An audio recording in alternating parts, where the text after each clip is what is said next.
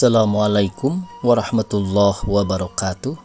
Pemirsa dimanapun saja Anda berada, selamat berjumpa kembali dengan channel YouTube Insan Dongeng.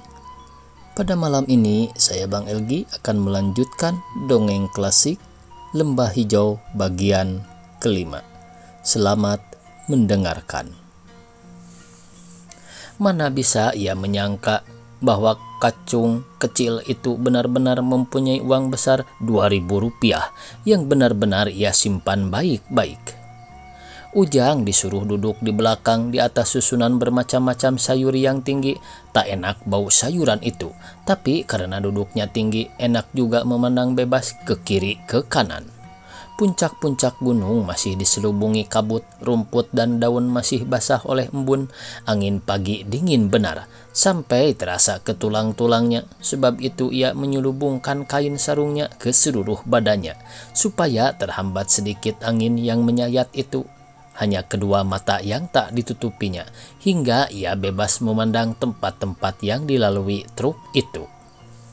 Sampai di Bogor, udara tak begitu dingin lagi karena matahari sudah tinggi. Rasanya tak cukup matanya untuk melihat ke kiri ke kanan. Asing dan menakjubkan semua, apalagi waktu truk itu melewati Istana Bogor. Tercengang ia melihat gedung putih yang berhalaman indah dan luas itu. Padang rumputnya halus hijau seperti lapik permadani dan pepohonannya terpelihara rapi. Di depan istana itu membersih tinggi air mancur yang putih berbuih-buih. Dalam taman itu banyak kijang sedang makan rumput. Anak-anaknya lucu. Mereka melompat-lompat bermain bergirang-girang. Ingin rasanya Ujang membeli dan bermain dengan anak kijang itu. Hari sudah panas benar waktu mereka memasuki kota Jakarta. Sekarang Ujang memerlukan kain sarung untuk melindungi kepalanya dari panas terik. Tapi panas itu lekas terlupa olehnya karena banyak yang harus dilihat kiri kanan. Wah, mobil lagi dan beraneka ragam bentuk dan warnanya. Makin dekat ke pusat kota Jakarta, makin sering macet lalu lintas, lalu ke depan dan ke belakang penuh mobil berderet-deret sejauh mata memandang. Dan beca mereka bertebaran merayapi jalan di antara mobil-mobil itu. Kok berani benar mereka, pikir Ujang. Kesudahannya sampai mereka di pasar Manggarai, sayuran yang dibawa dari Cipanas diturunkan di sini, karena disinilah tempat-tempat pemasarannya. Turunlah Jang, truk ini hanya sampai di sini jalannya. Selanjutnya naik biasa saja ke tempat yang kau tuju, kata supir truk itu kepada Ujang. Terima kasih Pak, kata Ujang. Lalu ia lekas-lekas meninggalkan pasar Manggarai. Ia tak mau ditanyai supir itu kemana tujuannya, karena ia tak mempunyai tujuan tertentu. Ia turuti saja kemana kakinya membawanya. Ujang melihat kiri kanan dengan asiknya. Kadang-kadang ia ternganga-nganga melihat yang aneh-aneh. Maklumlah ia seorang anak kampung yang belum pernah ke kota. Banyak toko-toko besar, kecil, berdiri berbaris-baris di pinggir jalan. Isinya berlimpah ruah. Kebanyakan dari barang itu tak diketahuinya nama dan gunanya. Ia melihat gedung-gedung dan rumah-rumah bagus yang menakjubkan. Tapi banyak gubuk-gubuk kotor dan melarat yang terletak di sela-sela gedung mewah itu. Yang paling menakjubkannya adalah gedung-gedung bertingkat yang puncaknya seolah-olah mencakar langit. Kadang-kadang sampai pelokok lehernya ke belakang karena ia hendak melihat puncak gedung pencakar langit itu. Hawa Jakarta amat panas. Ujang merasakannya berlebih-lebihan karena ia biasa akan hawa dingin gunung di kampungnya. Ujang haus sekali. Ia menemui banyak penjual minuman sejuk, tapi Ujang tak berani membelinya karena ia tak punya uang kecil. Ia takut mengeluarkan uang kertas 1.000-nya. Takut kalau ia ditipu orang pula nanti. Jadi ditahannya saja haus itu. Ujang berjalan terus. Ia memilih jalan yang ditanami pohon-pohon di pinggirnya. Sebentar-sebentar ia berhenti di bawah lindungan pohon-pohon itu, melepaskan lelahnya. Ia sampai di daerah yang nyaman. Rumah-rumahnya yang indah dan besar-besar itu dipagari dengan pagar besi. Halaman rumah-rumah itu ditanami rumput yang rata seperti permadani hijau terpapar, dan di sana-sini ditanami bunga-bungaan yang diatur dengan amat manis dan cantiknya. Kadang-kadang ada pula kolam-kolam kecil berair mancur di antara kembang-kembang itu. Alangkah sedap mata memandangnya. Di depan pagar sebuah rumah yang indah, di atas beberapa batu tersusun, terletak sebuah guci besar yang tertutup. Di atas tutup itu terletak pula sebuah gayung air dari batok kelapa. Apakah isi guci itu? Pikir Ujang. Tiba-tiba sebuah becak berhenti di dekat Ujang. Tukang becak turun dan langsung pergi ke guci tadi. Lalu ia membuka tutupnya dan menyauk gayung yang terletak di atasnya ke dalam guci itu. Kiranya guci itu penuh berisi air. Tukang becak itu minum sepuasnya, lalu ditutupnya kembali guci itu, dan gayung diletakkannya di atasnya. Ujang mendekati tukang becak itu serta berkata, "Maaf Pak, bolehkah saya minum sedikit?" "Oh, boleh saja," jawab tukang becak. "Semua orang yang haus boleh minum di sini. Buat itulah guci tersebut diletakkan di sini oleh yang punya rumah ini." Ujang lekas-lekas mengambil gayung itu, disendokkannya air dari guci, dan minumlah ia sepuas-puasnya. Segar air guci itu. Baik benar orang yang menaruh air itu ya Pak," kata Ujang. Tukang becak itu mendengus saja. Ia mengendarai becaknya lagi dan meneruskan mengayuhnya. Orang itu tak tahu rasa terima kasih, pikir Ujang, tak tahu menghargai kebaikan orang. Aku menghargainya sekali. Aku hendak bertemu dengan yang mempunyai rumah ini. Aku ingin bertemu dengannya untuk menyatakan terima kasihku kepadanya. Ujang merasa lega, serasa terungkit batu yang selama ini menghimpit dadanya. Karena sudah lama ia menyangka tak ada seorang pun yang baik di dunia ini, dan sekarang ia akan bertemu dengan orang yang baik itu.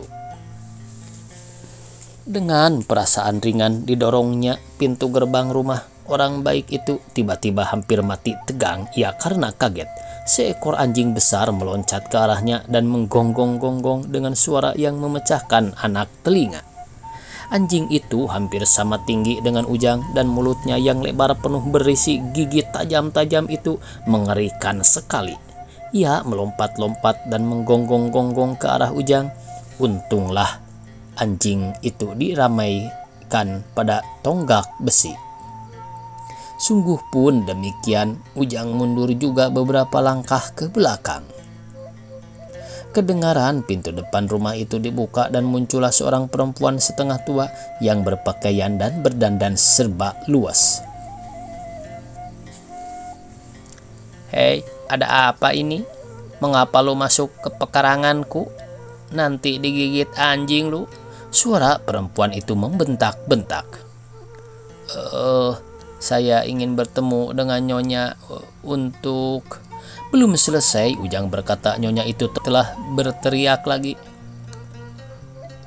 "Untuk minta duit ya? Sudah disediakan air untuk minum. Minta duit lagi. Dasar tukang minta-minta. Ayo, keluar lekas."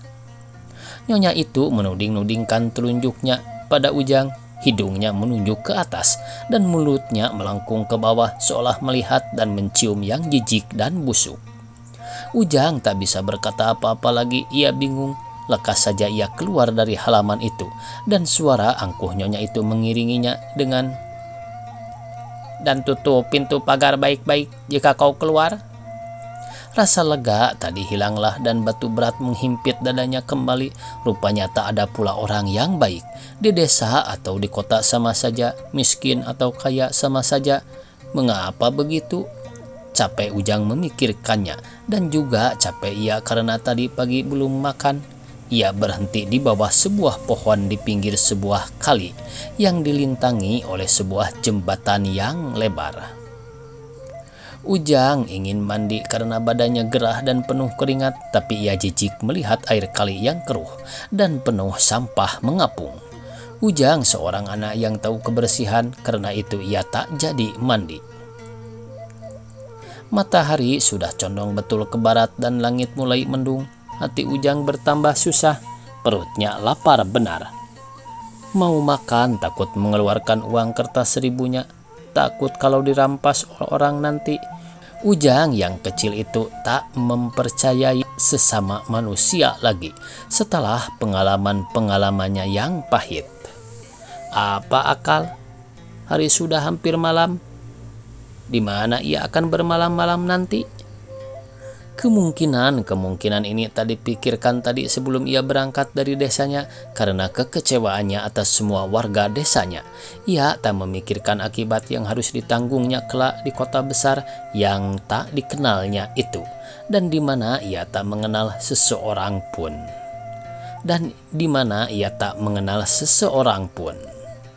Dalam kepalanya waktu itu yang ada hanya satu pikiran, yakni ia harus meninggalkan desa yang berpenduduk jahat itu semua. Ia akan mencari orang yang baik di Jakarta. Sekarang ia duduk sendiri di tepi kali keruh ini. Hari sudah senja dan hujan mulai menggerimis. Ia hilang akal, dan waktu hujan mencucur deras mencucur pulalah air mata Ujang. Tubuh kecil yang basah kuyup dengan kepala yang menekur itu adalah gambaran sedih suatu penyerahan pada dewa nasib. Tiba-tiba Ujang menegakkan kepalanya. Ia mendengar suara seorang wanita memanggil-manggil. "Hei nak, hei, mari ke sini." Suara itu datang dari bawah kolong jembatan. Dilihatnya di sana ada seorang perempuan berdiri agak membongkok. Ia melambai-lambaikan tangannya pada Ujang. Ia berteriak-teriak lagi melawan bunyi hujan deras bercampur angin itu. Hei nak, kemari, di sini berlindung." Ujang mengerti segera bahwa perempuan itu mengajaknya berlindung di bawah jembatan. Lalu Ujang lekas berlari-lari ke sana. "Ya Allah, basah kuyup kau nak. Ngapain sih lu berdiri di hujan lebat? Nanti sakit lu." Perempuan itu mengomeli Ujang seperti seorang ibu memarahi anaknya, dan perempuan itu memang kira-kira seumur dengan almarhumah ibunya. "Aku ada pakaian lain dalam bungkusanku. Aku ganti saja dengan itu," kata Ujang sambil membuka bungkusannya. Ia membuka pakaian basahnya dan mengganti dengan pakaian yang diambilnya dari bungkusan itu.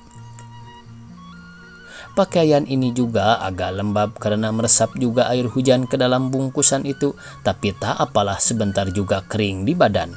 Pakaian yang basah disangkutkan perempuan itu di beberapa tonjolan semen jembatan itu. Ujang memandang sekitarnya. Beberapa orang lain duduk nongkrong tak jauh dari mereka. Mereka juga menggigil kedinginan. "Siapa itu, Bu?" tanya Ujang. "Mereka juga tak mempunyai pondokan tunawisma seperti kita," kata perempuan itu menyeringai. Tiba-tiba perut Ujang menggerok-gerok keras hingga jelas terdengar bunyinya oleh perempuan itu. Ia tertawa geli mendengarnya. "Lapar kau nak?" tanyanya. "Ya Bu, habis dari tadi pagi tak makan," kata Ujang sambil mengusap-ngusap perutnya. "Ini ada nasi uduk sebungkus yang kubeli tadi. Separuh buat kau, separuh buat aku," kata perempuan itu dengan murah hati. Ujang segera menyuap bagiannya dalam sekejap mata saja. Habis nasi bagiannya dilalap si Ujang. Perempuan itu tertawa-tawa melihatnya. "Waduh, benar-benar lapar kau nak. Sebetulnya masih kurang. Ya tapi apa boleh buat. Hanya itu yang dapat kubeli dengan hasil minta-minta hari ini." Setelah ia sendiri siap makan, diberinya pula Ujang minum dari botol berisi air putih. "Sekarang mari kita tidur," kata perempuan itu. Ia membentangkan tikar kecil yang telah lusuh.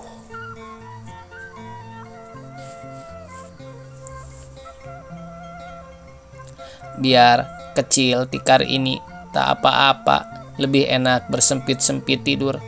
Karena biarpun kering di bawah jembatan ini, angin kencang benar di sini. Jadi berdekat-dekatan saja tidur supaya panas memanaskan ya nak," kata ibu itu. Lalu ia berbaring di atas tikar kecil itu sambil melengkungkan badannya supaya tak ada bagian tubuhnya yang keluar dari batas tikar itu. Ujang berbaring-baring pula melengkungkan badannya dalam lingkungan badan perempuan itu. Serasa ia berbaring dalam pangkuan ibunya sendiri, ia merasa berbahagia. Ujang mengambil dan mengembuskan napas panjang. Perempuan minta-minta yang miskin inilah seorang yang baik, pikirnya, telah kutemukan apa yang kucari. Damai dan sentosa menyelimuti tubuh yang kecil itu. Ujang tertidur dengan senyum di bibir. Ujang terbangun karena derum-derum dan hiruk-pikuk di atas kepalanya yang makin lama makin keras. Mula-mula ia tak sadar di mana ia berada. Tapi waktu ia melihat kali dan tiang jembatan yang terpancang di kiri kanannya, barulah ia ingat kembali bahwa ia berada di bawah jembatan. Derum-derum hiruk-pikuk itu adalah bunyi lalu lintas jembatan itu. Lalu ia ingat pula pada perempuan minta-minta yang baik hati itu. Di mana ia? Orang lain pun tak ada. Walaupun di atas jembatan makin lama makin ramai, tapi di bawah jembatan lengang saja. Di mana penghuni kolong jembatan yang tadi malam? Barangkali mereka di luar. Ujang pun keluar pula dari kolong jembatan itu. Tunggu dulu. Aku mengumpulkan barang-barangku dulu. Nah, mana baju dan celanaku yang tadi malam tersangkut di sini? Tanya Ujang heran. Hatinya mulai berdebar-debar dan bungkusanku, di mana bungkusanku? Di mana uangku? Jerit Ujang. Ia bolak-balik mencari bungkusannya di seluruh kolong jembatan itu. Di mana bungkusanku? Di mana? Tak ada yang menjawab. Di kolong jembatan itu hanya melompong gelap bisu. Lalu Ujang lari keluar. Timbul harapan lagi. Perempuan pengemis itu agaknya menunggu Ujang di luar. Tapi di luar pun tak ada siapapun. Hanya terang yang menyilaukan mata. Ujang duduk terhenyak di pinggir kali itu, mengenangkan nasibnya yang malang. Ia sedih bukan hanya karena kehilangan pakaiannya, bungkusan dan uangnya, tapi terlebih lagi karena kehilangan kepercayaan pada manusia. Rupanya orang desa atau orang kota, orang kaya atau orang miskin sama saja, sama-sama tak ada yang baik.